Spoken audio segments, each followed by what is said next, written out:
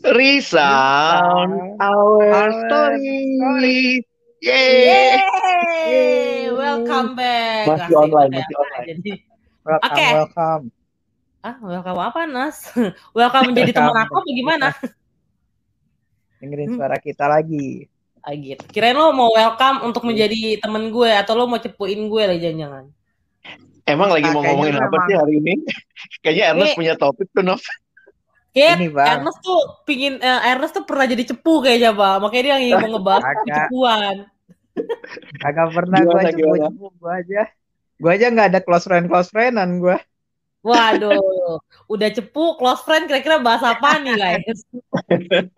Iya ini kan belum lama ini kan sebenarnya kayak ada yang lagi hot gitu ya, isu yang lagi hot tentang salah seseorang lah kayak gitu. Dia share di sesuatu yang rahasia sebenarnya yang bahaya banget kalau ketahuan buat orang lain publik, secara dia kan public figure kayak gitu. Nah dia share cuma di close friend, tapi masalahnya akhirnya ada yang share itu infonya gitu dari orang-orang close friend itu. Nah sebenarnya nih menarik sih sebenarnya waktu dipikir-pikir ya, ini jadinya gimana nih kayak gitu.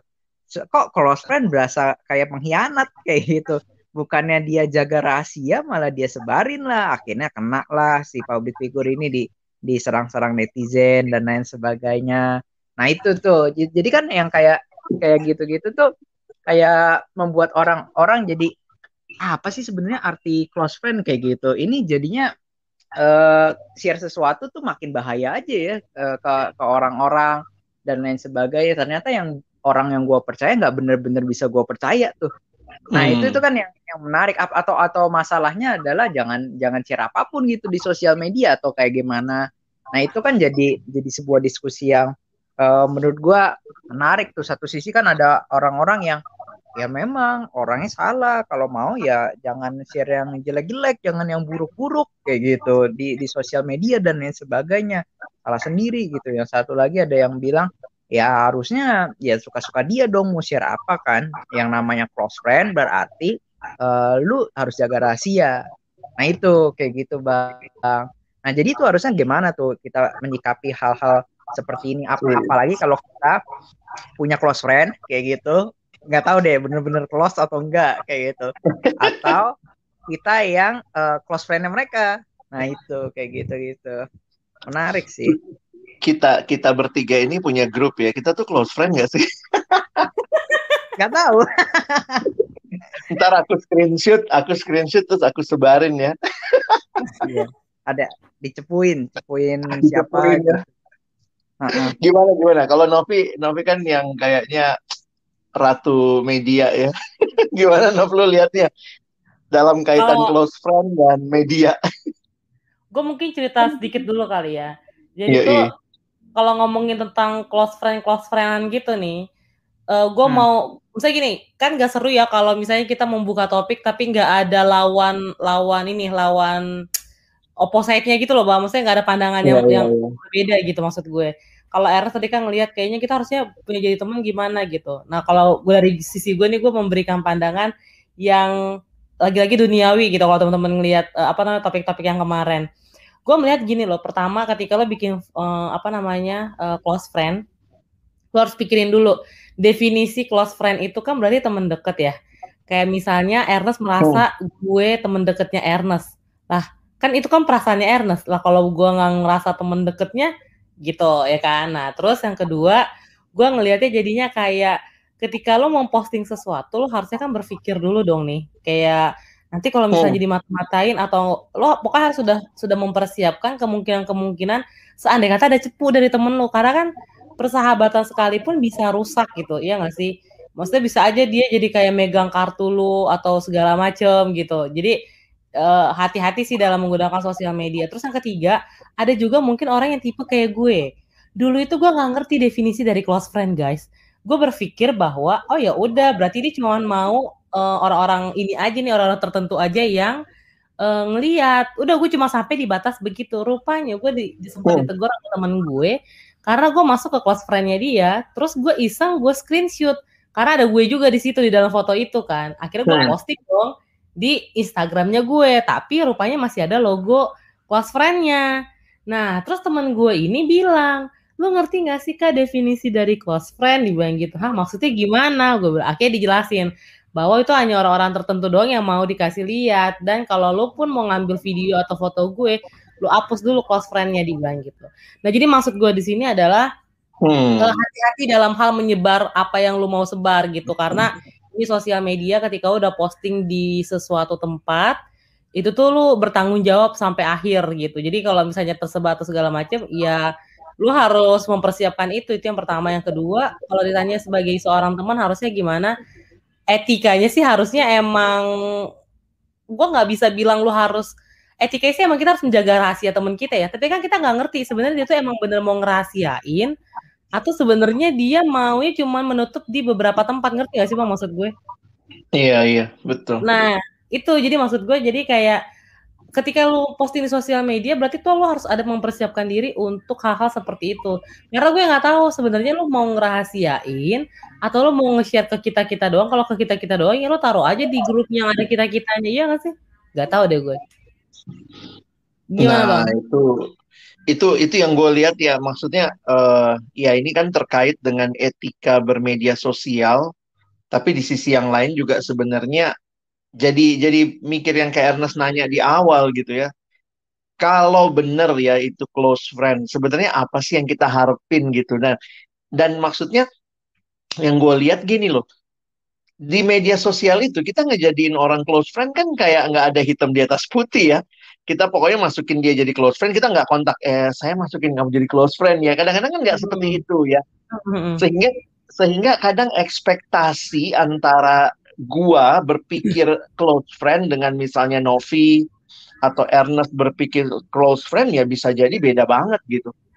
Nah, jadi kadang gue pikir ya media sosial itu another thing lah ya. Kita pun harus bisa paham gitu bahwa pengertian close friend itu, inget ya, di media sosial tertentu itu dari kita yang bikin dia jadi close friend. Dia kan nggak milih mau jadi close friend.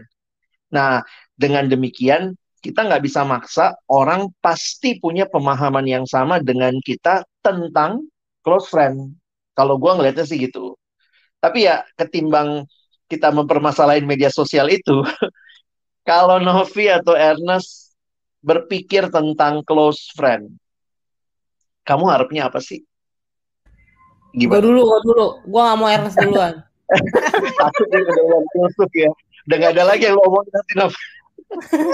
Kalau gue sih, kalau ngomongin close friend bukan di sosial media ya, tapi lebih ke arah dunia nyata ya. Itu kan berarti kan teman terdekat, sahabat lah bisa dibilang kayak gitu. Iya.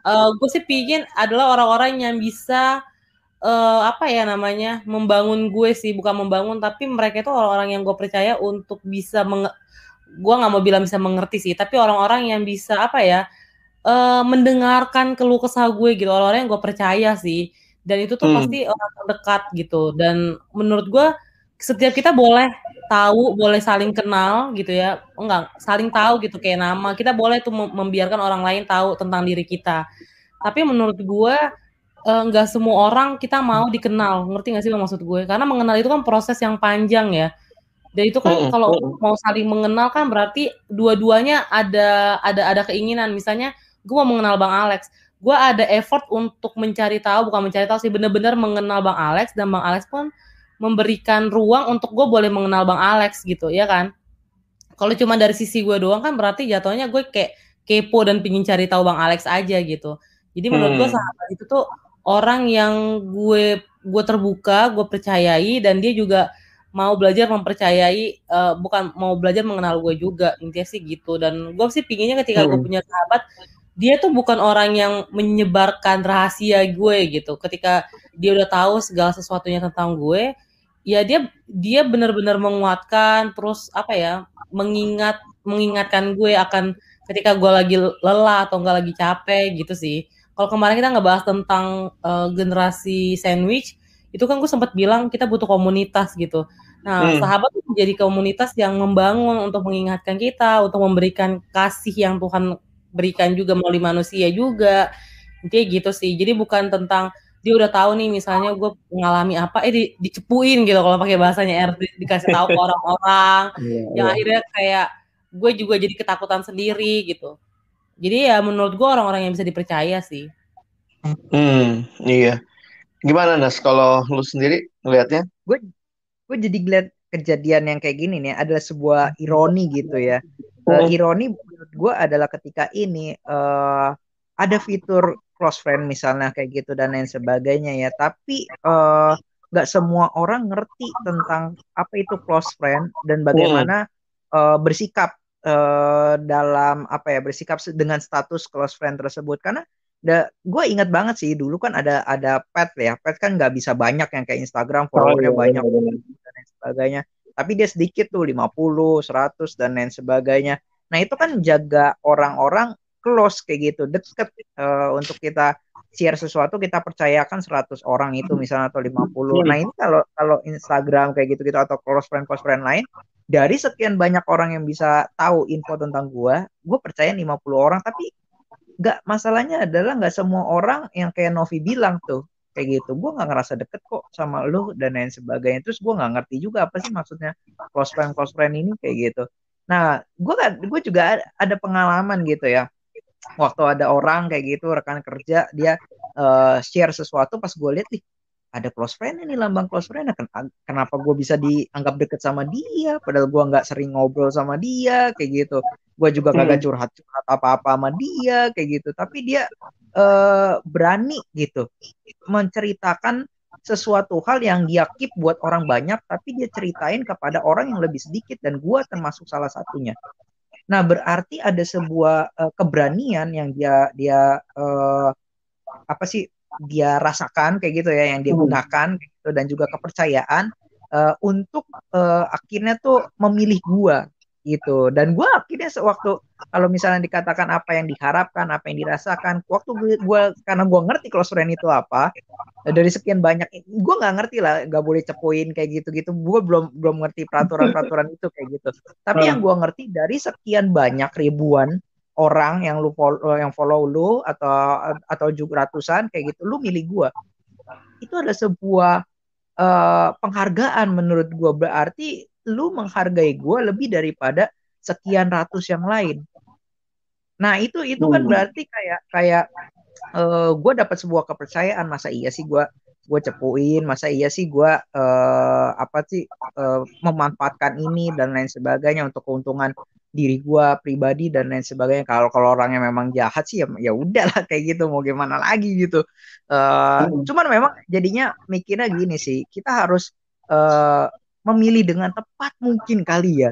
Kalau memang nggak deket-deket banget, nggak bisa bener-bener dipercaya ya udahlah kayak gitu. Jadi jangan-jangan close friend harus benar-benar lebih sedikit lagi kayak gitu, benar-benar close lagi.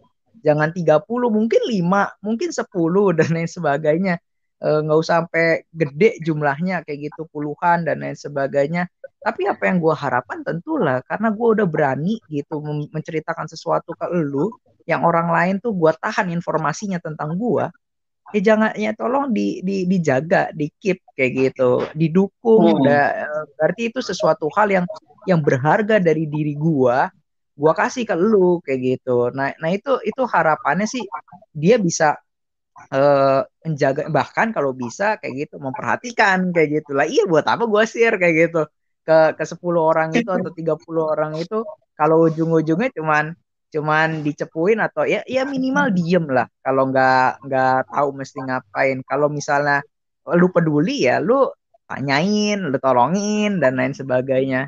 Nah itu sih karena kadang-kadang kita kan punya apa ya, kerinduan gitu ya untuk cerita hal-hal yang terdalam dari diri kita yang sensitif, dan itu nggak bisa di sosial media yang luas begitu. Dan akhirnya ada fitur close friend itu sebenarnya yang cuman orang-orang teman-teman tertentu aja yang bisa share. Nah, yang menarik adalah dari close friend ini nggak harus satu grup WhatsApp gitu. Nah itu kadang-kadang kan gue kenal dia kayak gitu dari mana kayak gitu. Kalau chat-chatan pribadi kita apa namanya enak gitu. Tapi masalahnya adalah dia nggak kenal teman kita yang lain yang sama-sama teman dekat juga. Nah, di close friend itu dipersatukan lah kayak gitu. Gue mau share ke dia juga, gue mau share juga ke si B juga yang mereka sebenarnya kagak kenal kayak gitu. Nah, itu sebenarnya fitur yang menarik ya, cuman salah dimanfaatkan ya seperti itu. Apa apa ke depan fiturnya harus minta permission dari orang untuk dijadiin close friend ya? Kalau dia oke baru tuh.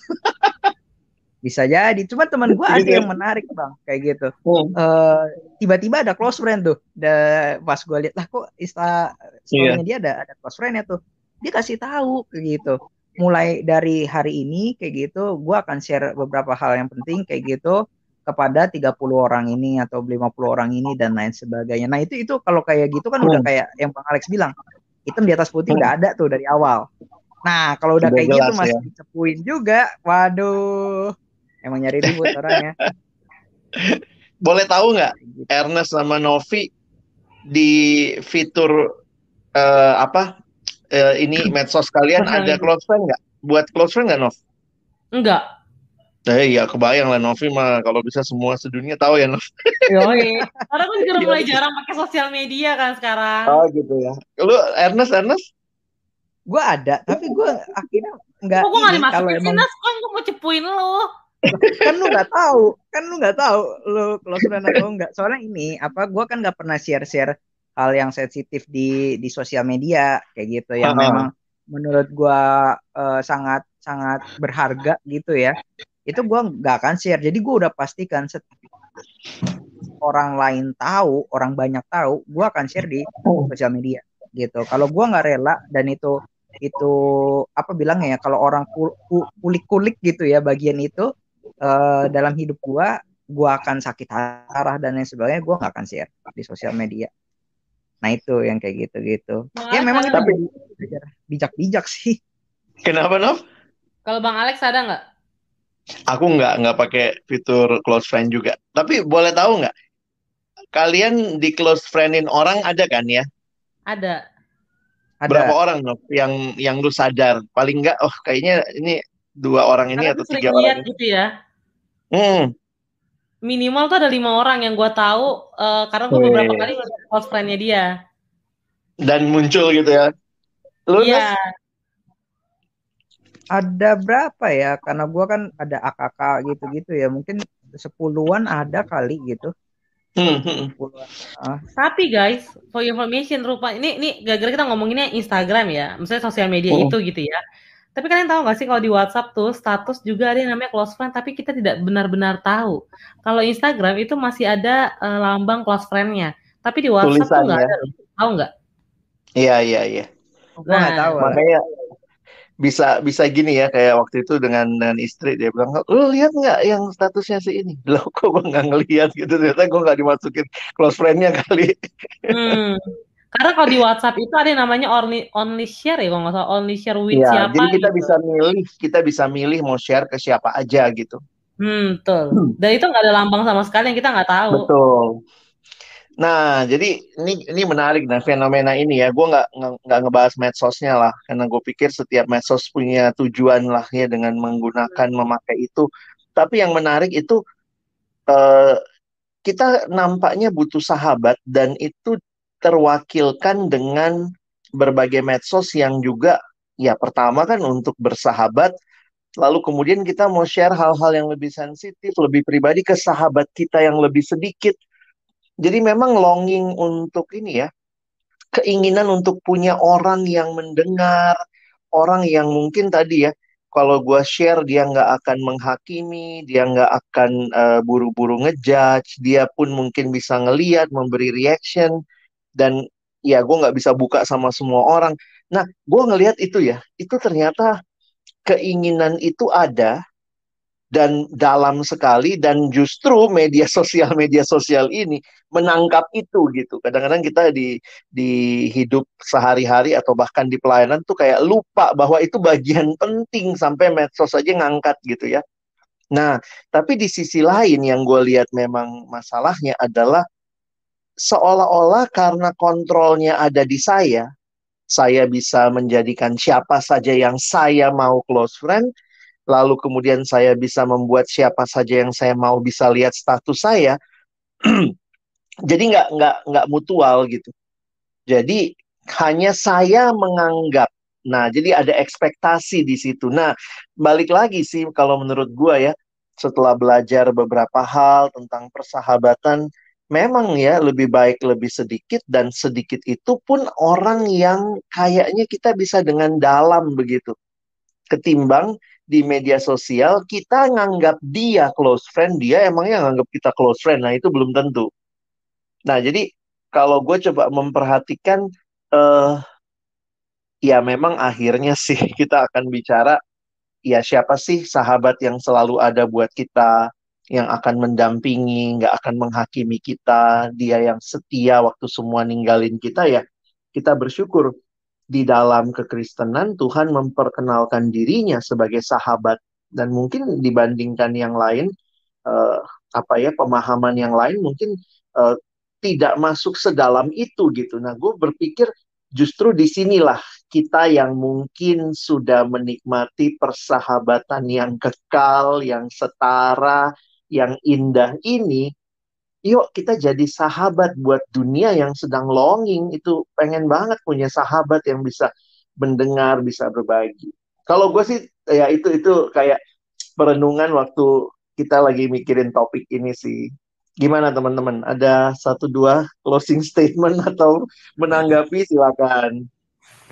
Mungkin closing statement kali ya. Kalau dari gue sih akhirnya gue ngelihat jangan lupa kalau kita tuh pingin punya teman, pingin punya sahabat, jangan lupa juga untuk jadi sahabat. Itu kan moto kita banget ya dari dulu ya. Maksudnya kayak dulu awal-awal Bang Alas juga suka ingetin tentang ketika kita pingin punya sahabat, kita nyari sahabat tuh kita nggak pernah dapet gitu.